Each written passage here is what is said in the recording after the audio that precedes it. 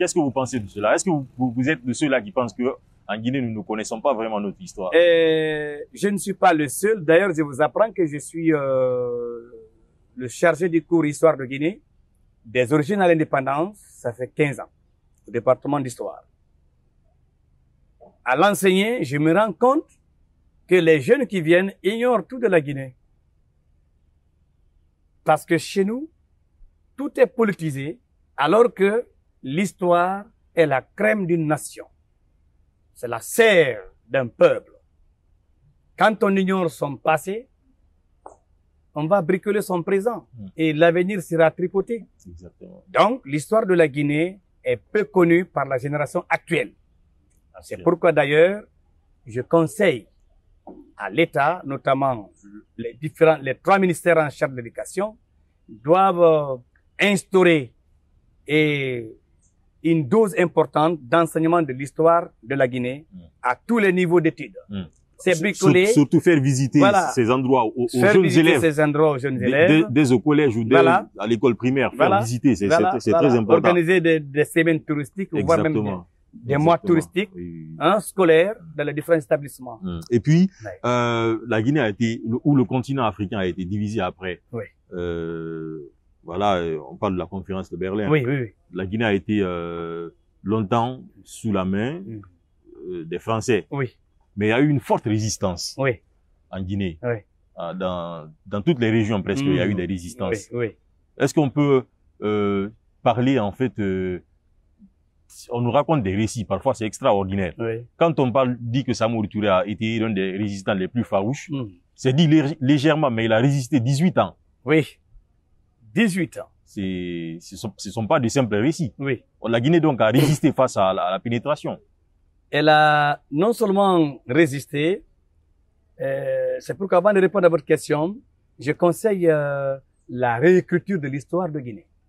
Elle n'est pas écrite? Elle est écrite.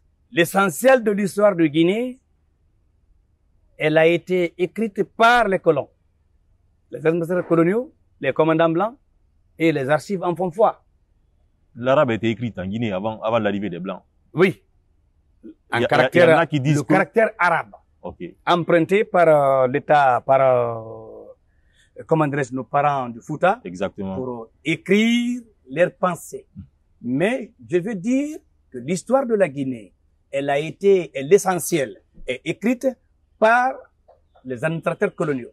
Les archives en font foi.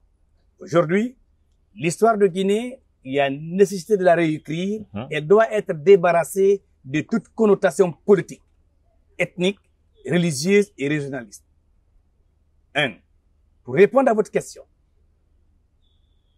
la résistance en Guinée, elle a eu lieu au niveau des 4 coins de ce pays. Et le cas de Samori est plus illustratif parce que c'est lui qui a fait la plus grande et la plus longue résistance en Afrique de l'Ouest, mais aussi en Guinée contre la pénétration coloniale. Les 18 années, selon certains, 17 ans selon d'autres, ne sont pas 18 mois. Et nous connaissons l'arsenal militaire devant lequel il a résisté avec son armée. Donc, les Guinéens n'ont pas accueilli à bras ouverts les concurrents français. Ils ont résisté parce qu'ils ont compris que la présence des Blancs, notamment des Français, est une menace contre leur liberté, contre leur souveraineté. C'est pourquoi, au niveau des 4 réseaux naturels de la Guinée, des résistances ont été opposées face à la pénétration coloniale.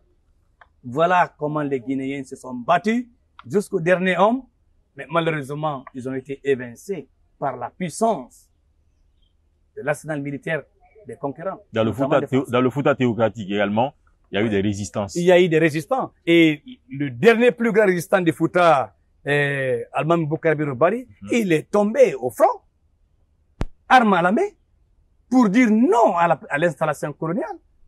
Et il a dit en partant à la bataille de Poredaka, qui ne va pas à la bataille de Poredaka, ira à Poredaka chercher la chef de Kaoussou.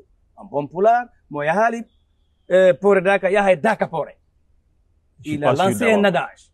Je suis pas sûr à l'armée du Fouta théocratique, compte tenu de l'enjeu, de l'importance capitale de cette bataille qui a opposé Bokar Biro et sa troupe aux Français. Mais finalement, tous les résistants guinéens sont tombés. Finalement, ils ont été tous écrasés et les raisons sont connues. Il n'y a pas eu d'unité entre les résistants africains de façon générale et de façon particulière de la Guinée. Bokar Biro s'est battu seul contre les Français, Samori également, et Djebel Atoga Pivi, la même chose. Kizika Baketa, la même chose. Dina Salif, on n'en parle pas. Donc, s'il y avait eu cohésion, union, non seulement en termes d'effectifs militaires, mais aussi en termes de technicité militaire, je ne sais pas si la colonisation allait vaincre. Mais est-ce qu'il était possible de créer cette union à cette époque, vu l'organisation même du territoire? Eh bien, bon, vous savez, l'histoire, elle est têtue, hein. Et à chaque période, son histoire. Nous parlons d'un pan important de l'histoire de la Guinée.